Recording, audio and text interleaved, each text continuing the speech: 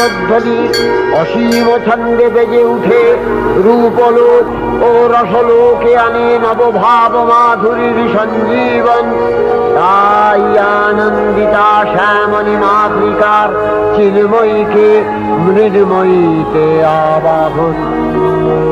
আজ চিৎশক্তি রূপিণী বিশ্বজননীর শারদশ্রী বিমণ্ডিতা প্রতিমা মন্দিরে মন্দিরে ধ্যান বোধিতা।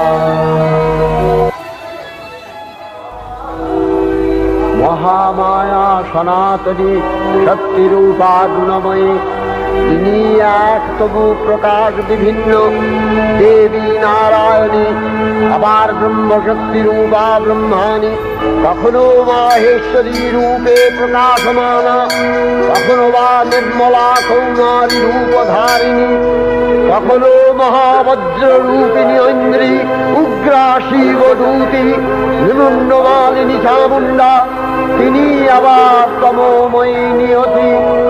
এই সর্বপ্রকাশমানা মহাশক্তি পরমা প্রকৃতির আবির্ভাব হবে সপ্তলোক তাই আনন্দমগ্ন।